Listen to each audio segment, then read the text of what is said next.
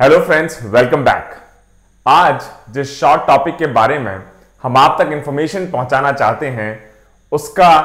विषय है G7 की हाल ही में हुई समिट। यह समिट हाल ही में लंदन या ब्रिटेन में कंक्लूड हुई है और आज के टॉपिक में हम सबसे पहले आपको बताने की कोशिश करेंगे कि ये जो फेमस ग्रुपिंग है, वर्ड है G7, कई बार आपने इसका नाम सुना होगा, इसका मतलब क्या है।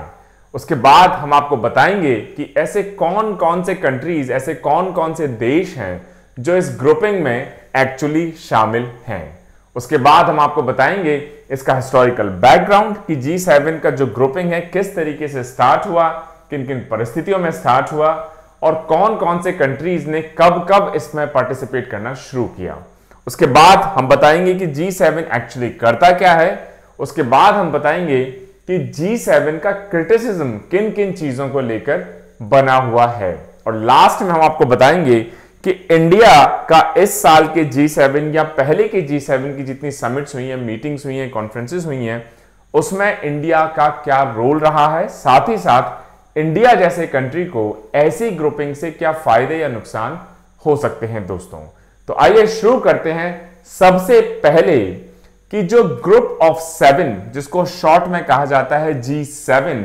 ये एक्चुअली एक इनफॉर्मल ग्रुप है 7 डिफरेंट कंट्रीज का। इनफॉर्मल का मतलब ये यूनाइटेड नेशंस या WHO या यूनिसेफ एटसेट्रा की तरह एक फॉर्मल ग्रुपिंग नहीं है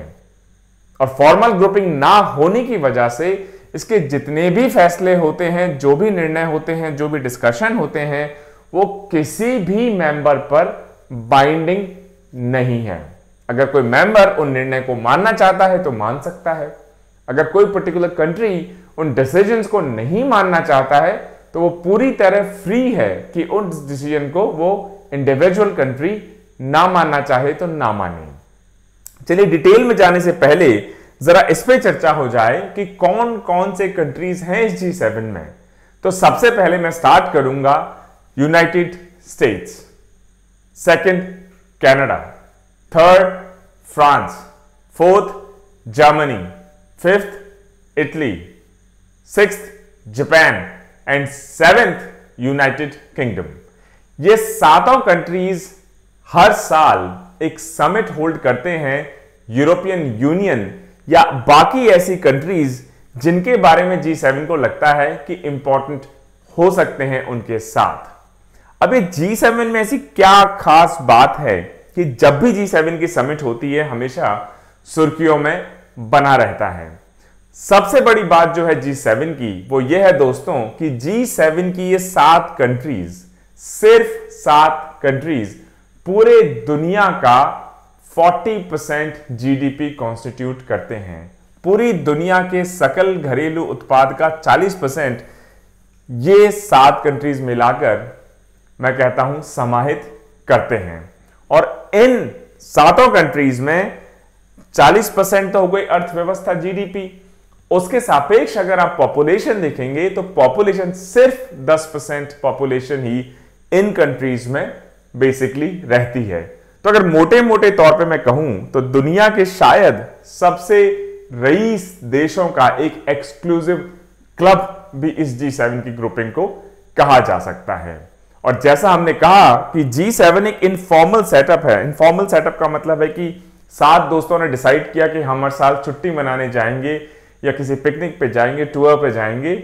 और इनका ना ही तो कोई फॉर्मल ऑफिस है, ना ही इनका कोई सेक्रेटेरिएट है, ना ही इसके ऑफिशियल मेंबर्स है। अगर आप बाकी ग्रुपिंग देख लें जैसे नेटो का एक्चुअली फॉर्मल सेटअप है,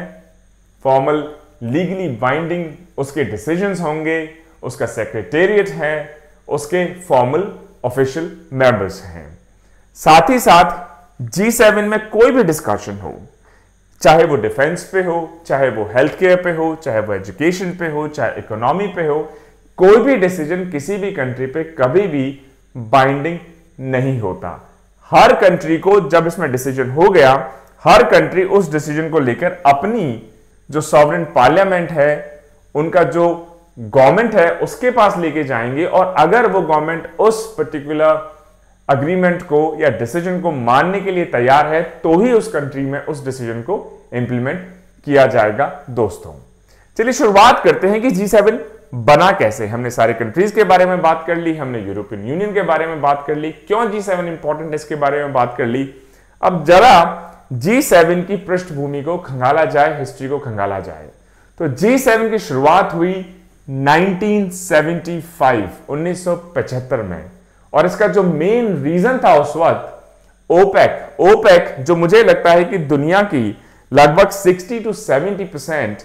ऑयल प्रोडक्शन को कंट्रोल करता है ऑफिशियली अनऑफिशियली तरीके से। जब 1970s में ओपेक ने बेसिकली ऑयल एम्बार्गो लगा दिया, जिसकी वजह से तेल के दाम बढ़ने लगे, ऑयल के प्राइसेस बढ़ने लगे, क्योंकि ओपेक ने डिसाइड किया कि हम ऑयल के प्रोडक्शन को कम रखेंगे। तो जब सप्लाई कम होगी, डिमांड बनी हुई है, तो ऑयल की रेट अपने आप बढ़ जाएंगे दोस्तों। तो उस वक्त जो एनर्जी क्राइसिस क्रिएट हुआ 1970s मिड 1970s में, तो यूएस ट्रेजरी सेक्रेटरी जॉर्ज स्लुज ने आइडिया दिया कि क्यों ना जो बड़े बड़े प्लेयर्स हैं, जो सबसे ज्यादा ऑयल डिमांड जिन कंट्रीज में होती है, वो आपस में कोऑर्डिनेट करके एक्सक्लूसिव क्लब बना लें, जो कि मैक्रो इकोनॉमिक इनिशिएटिव्स में एक दूसरे के साथ कोऑर्डिनेट कर लें, चाहे वो ऑयल की डिमांड हो या बाकी अर्थव्यवस्था से संबंधी कोई भी चीज हो दुनिया में, उसके बारे में ये 7 देश, 8 देश, 9 देश जो आपस में साथ में आना चाहें, वो उनके बारे में डिस्कस करके डिसीजन लेके और उसके बाद उनको इंप्लीमेंट करना शुरू करें। लगभग 1 साल बाद 1976 में कहूंगा, कनाडा को भी इस ग्रुप में बेसिकली इनवाइट किया गया दोस्तों। तो 1975 में सिर्फ 6 ही देश थे। 1976 में 1 साल बाद कनाडा ने भी इस एक्सक्लूसिव ग्रुप को ज्वाइन कर लिया दोस्तों। 1977 में क्या हुआ? 1977 में president of the European commission, उनको भी कहा गया कि आप भी आइए और जो हमारी मीटिंग्स होती हैं G7 की, इसमें पार्टिसिपेट करिए, अपना इनपुट दीजिए, कंट्रीब्यूशन दीजिए। तो ये एक नेक्स्ट बेसिकली डेवलपमेंट हो गया कि G7 का एक्सपेंशन साल दर साल कैसे होता रहा। और जो नेक्स्ट इंपॉर्टेंट एडिशन है G7 का, वो हुआ एक दूसरी महाशक्ति, सुपर पावर। 1991 में जब रशिया के टुकड़े हो गए, डिसइंटीग्रेट हो गया यूएसएसआर, तो 1998 तक, क्योंकि उस वक्त फिर रशिया थोड़ा कमजोर हो गया, तो यूरोपियन यूनियन और यूनाइटेड स्टेट्स को लगने लगा कि रशिया को भी इस ग्रुप में मिला लेना चाहिए, G7 का हिस्सा बना लेना चाहिए, क्योंकि अब रशिया शायद यूनाइटेड स्टेट्स और यूरोपियन यूनियन या यूरोप के शायद उतना अगेंस्ट नहीं रह गया है। और इसी रिश्तों में गर्माहट को देखते हुए 1998 में रशिया ने भी G7 के इस ग्रुपिंग को ज्वाइन किया दोस्तों। तो अगर हम देखें तो 1998 जो ग्रुप 6 कंट्री से स्टार्ट हुआ 1975 में, 1976 में कनाडा ने ज्वाइन किया तो 7 कंट्रीज हो गए। 1977 में यूरोपियन कमीशन को भी ज्वाइन करने के लिए कहा गया, और 1998 में रशिया ने जब ज्वाइन कर लिया तो टोटल ये 8 देशों का एक ग्रुप बन गया। तो 2014 तक इसको, एक्चुअली 2014 तक इसको कहा जाता था G8, लेकिन 2014 में रशिया ने जब क्रीमिया को यूक्रेन से एनेक्स कर लिया, हटा लिया, कब्जा कर लिया, जिसका यूरोप ने और यूएस ने और ज्यादातर कंट्रीज ने काफी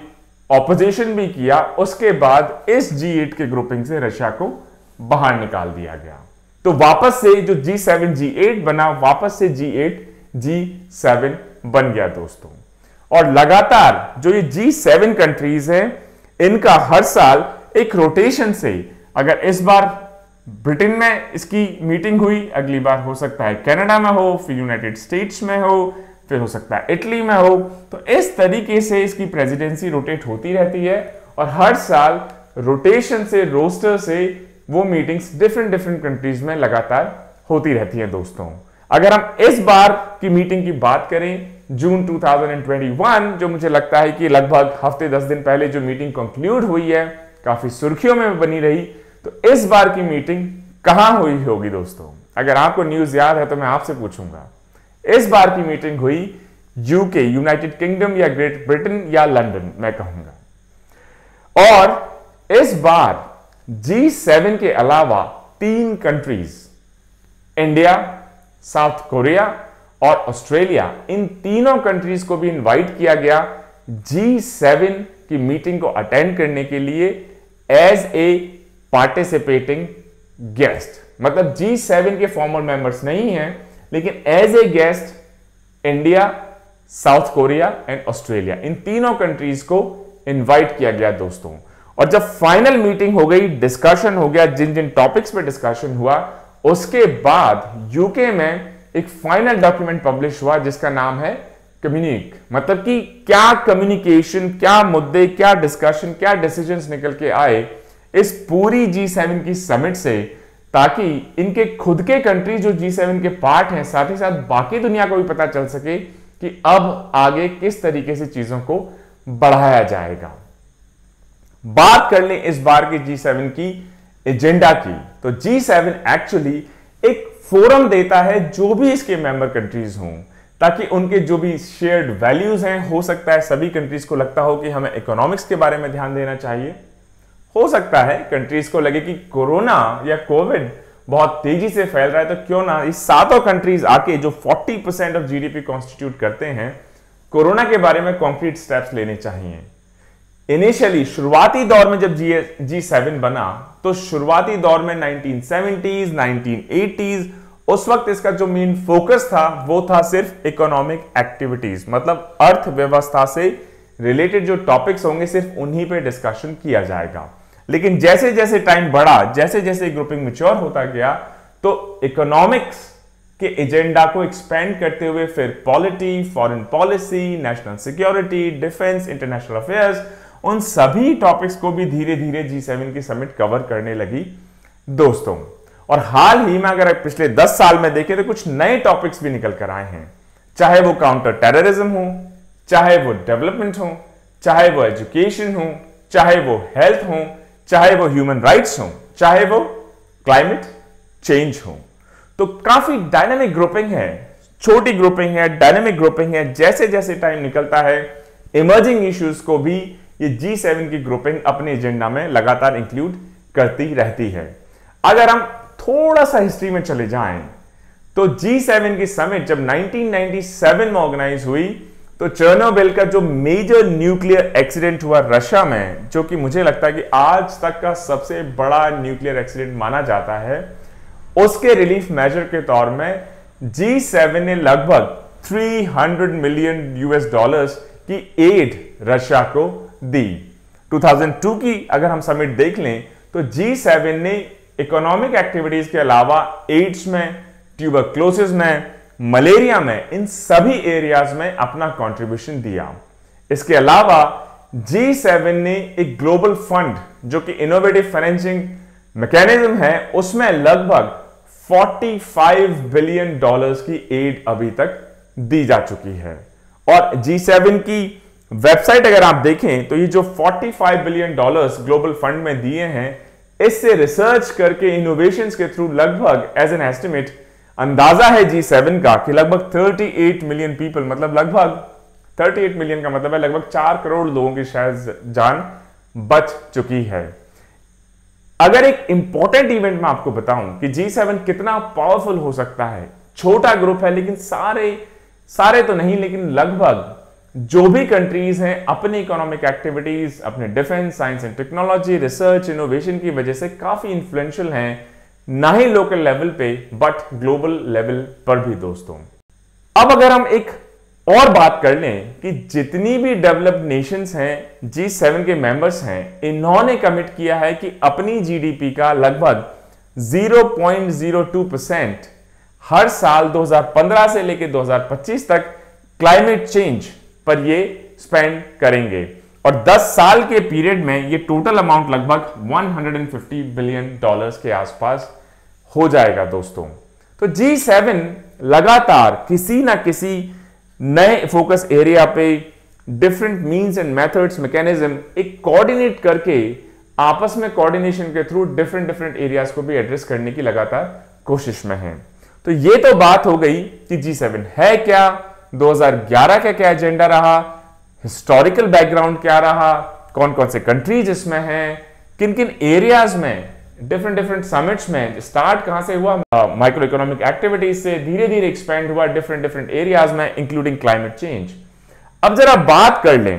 कि G7 के कई सारे क्रिटिसिज्म भी हैं, कई सारी इसकी कमियां भी हैं, कई सारे कंट्रीज लोग इसको क्रिटिसाइज करते हैं, बहुत सारी इसके गैप्स को लेके, इसमें जो इश्यूज हैं उनको लेके। आइए कुछ बड़े 3 या 4 मुद्दों की जल्दी से हम बात कर लें। तो G7 का एक बड़ा क्रिटिसिज्म है, एक बड़ी मैं कहूंगा बुराई है कि एक्चुअली 1980s तक G7 के जो कंट्रीज थे, 1975 में पहली बार शुरू हुए, 1980s तक G7 के कंट्रीज चुपचाप बिना किसी को बताए बड़ी ही सीक्रेसी में अपनी मीटिंग्स कर लेते थे दोस्तों। उसके बाद 1985 की जो मीटिंग हुई उसमें इन सभी कंट्रीज ने एक डिक्लेरेशन साइन किया, एक एग्रीमेंट साइन किया जिसको कहा जाता है प्लाजा अकॉर्ड्स। और इस प्लाजा अकॉर्ड्स सिर्फ 7 कंट्रीज ने डिक्लेरेशन साइन किया 1985 में, लेकिन इस प्लाजा अकॉर्ड ने पूरी इकोनॉमी पे बाद में जो असर डालना शुरू किया, तो पूरी दुनिया को लगा कि सिर्फ एक छोटा सा क्लब कुछ ही कंट्रीज का जो डिसीजन लेता है, गुपचुप तरीके से मिलता है, डिसाइड करता है, उसके बाद जब उस मीटिंग से बाहर निकल कर आते हैं ना किसी को बताते हैं कि उसमें क्या डिस्कशन हुआ, क्या क्या डिसीजंस लिए गए, ताकि दूसरे कंट्रीज भी प्रिपेयर हो जाएं उस चीज के लिए और सीधा लागू करना शुरू कर देते हैं, जिसके कारण जो बाकी कंट्रीज हैं उनके ऊपर भी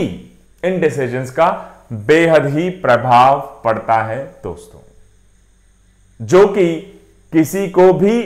गंवारा नहीं हुआ कि भाई अगर आप डिसाइड कर रहे हैं, अगर सिर्फ आप 7 कंट्रीज को ही वो डिसीजन इंफ्लुएंस कर रहा है, आपके ऊपर फर्क कर रहा है, तो हमें कोई दिक्कत नहीं है। लेकिन आपके डिसीजन से अगर वो मुझे भी प्रभावित कर रहा है तो मैं चाहूंगा कि या तो मैं उस डिसीजन का पार्ट हूं या वो डिसीजन मुझे क्लियरली टाइम रहते हुए, समय रहते हुए बता दिया जाए ताकि मैं भी अपनी पूरी तैयारी कर लूं। तो जब ये प्लाजा अकॉर्ड साइन हुआ 1985 में और अलग अलग कंट्रीज ने, लोगों ने इसका असर देखना शुरू किया, तो काफी ज्यादा उस पर पुशबैक हुआ, बैकलैश हुआ।